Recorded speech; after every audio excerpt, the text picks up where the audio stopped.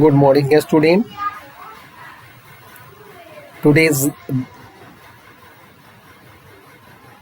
हम लोग food chapter की रिविजन्स क्लासेस में उसके डिफरेंस टॉपिक को एक्सप्लेन करने जा रहे हैं।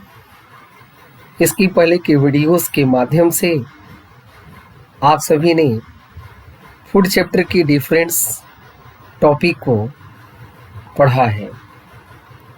इसके अंतर्गत इसकी introductory part, the sources of the food, food from the animals की स्टडी किया था।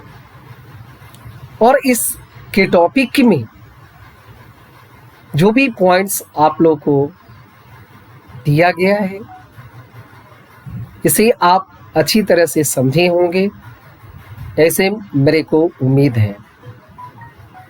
मैंने इसकी इनसाइड क्वेश्चन को भी दिया था और बहुत सारे बच्चों ने लिख करके दिखाया भी है। आज की क्लास में हम लोग उन्हें कंपोनेंट ऑफ द फूड के डिफरेंट टॉपिक को आज हम लोग स्टडी करेंगे। कंपोनेंट ऑफ द फूड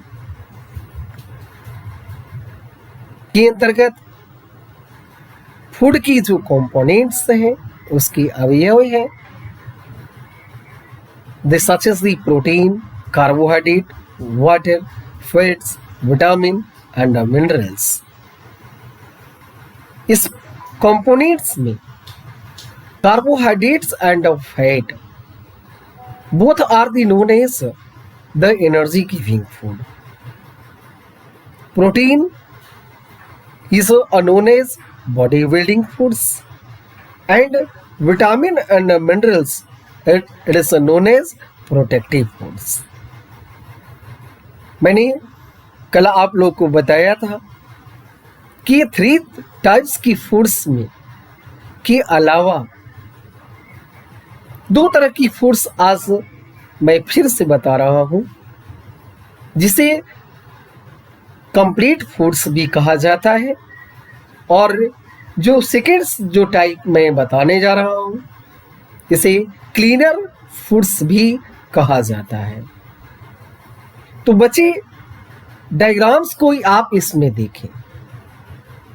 यह फूड पिरामिड्स बनाई गई हैं। ये पूरी होल रेक्टेंगुलर शेप में जो दिखाया गया है इस पूरे को फूड पिरामिड्स कहा जाता है, जिसकी फर्स्ट स्टेज में कार्बोहाइड्रेट्स की फूड्स आइटम रखी हुई है। सेकेंड्स पिरामिड्स में विटामिन एंड मिनरल्स, जिसके अंतर्गत green leafy vegetables and fruits arranged है। एंड फर्स्ट सेकेंड जो थर्ड जो लेवल्स जो दिया गया है वह है प्रोटीन्स की बात। आप इसमें देख रहे हैं कि मीट, फिश के अलावा इसमें बटर वगैरह दिया भी गया है। ऐसे बटर को हम लोग फैट की श्रेणी में रखते हैं और फैट में जितनी तरह की ऑयलिस मटेरियल होते हैं वे सभी फैट के अंतर्गत आते हैं। नेक्स्ट जो टॉपिक्स जो दिया गया है, carbohydrate, that is the consist of the carbon, hydrogen and oxygen atom. कोई आपसे पूछा जाएगा कि कार्बन किस तरह से बना हुआ है, ये कार्बोहाइड्रेट बना तो कैसे बना? तो carbohydrate it is made up by the carbon, hydrogen and oxygen atom. They are the major food sources and the key of the energy of the most of the organism. कहते हैं कि किसी भी ऑर्गेनिज्म को जो energy देने के लिए जो सोर्सेस जो होता है वह सोर्सेस कार्बोहाइड्रेट होता है।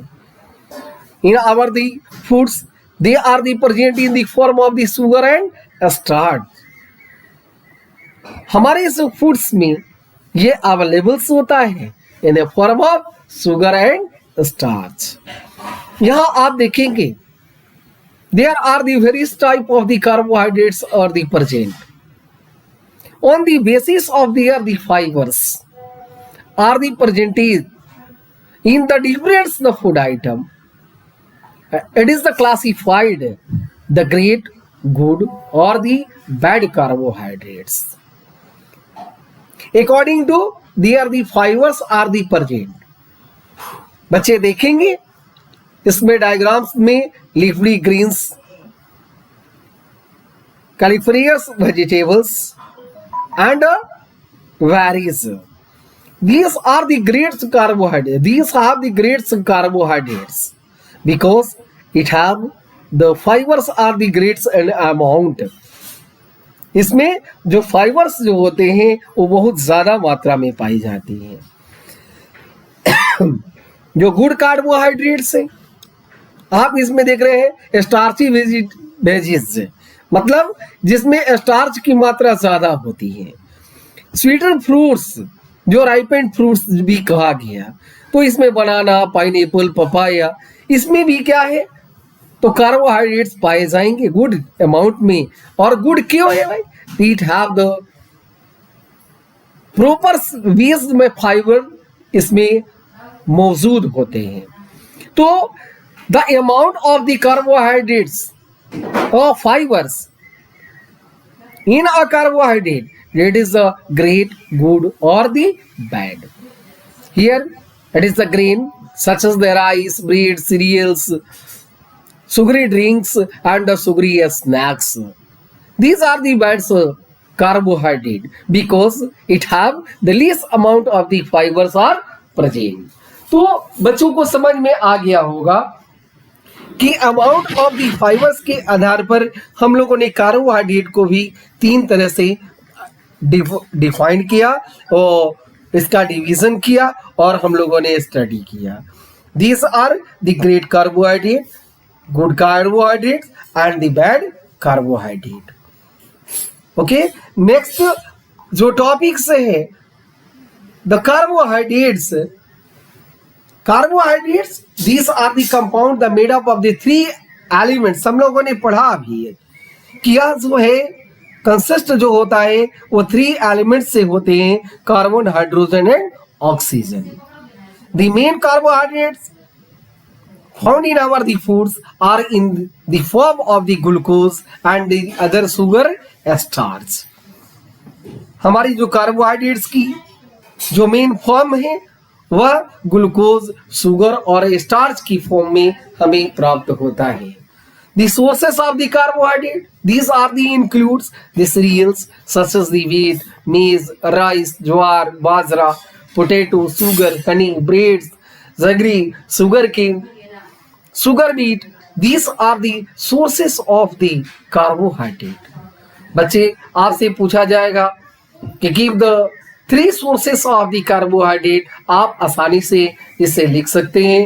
cereals, wheat, maize, जो भी आपको इसमें जो दिया गया है उसमें से आप थ्री का नाम लिख करके। और अब नेक्स्ट जो बातें आपकी क्वेश्चन यहाँ भी बनता है कि what are the functions of the carbohydrate. तो carbohydrate such as the starch and the sugar the provided the most of the energy to our body. कहते हैं कि कार्बोहाइड्रेट जो स्टार्च और शुगर जो है यह हमें अधिकांशतः जो एनर्जी जो प्रोवाइड करते हैं ये ही कार्बोहाइड्रेट से प्राप्त होता है। It is the cheapest source of energy for the body.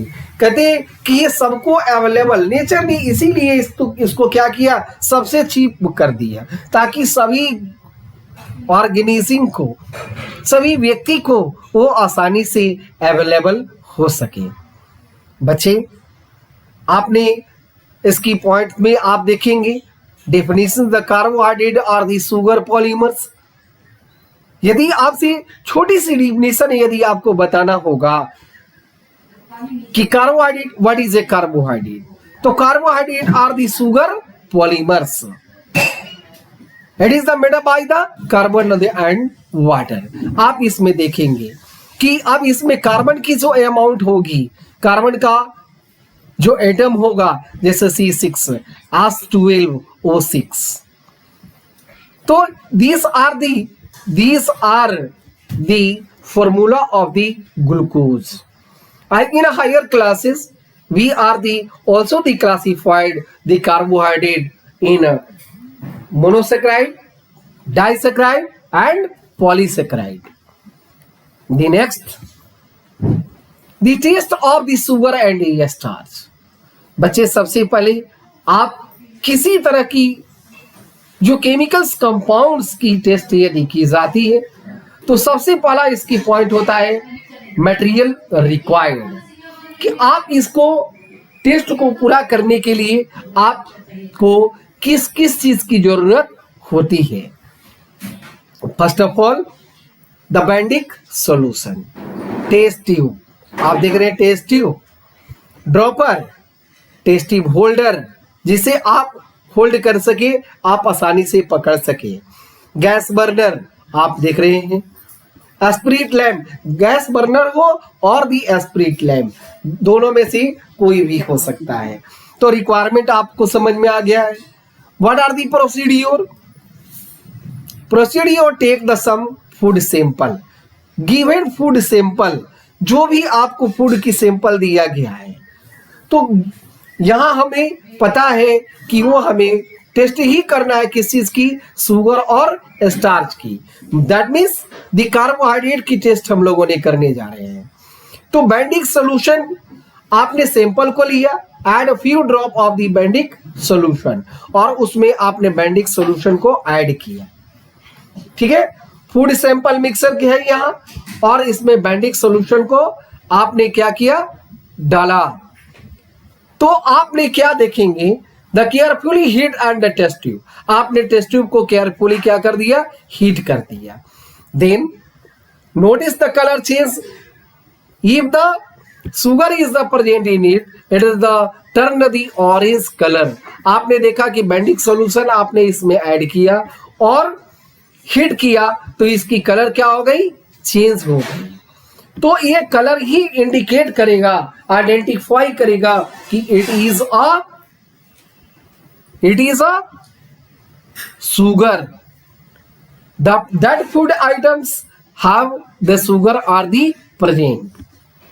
आप सेकेंड जो टेस्ट करने जा रहे हैं, स्टार्च की टेस्ट करने जा रहे हैं, तो यहां पर क्या होगा, सेम रिक्वायरमेंट होगा but the chemicals are the different.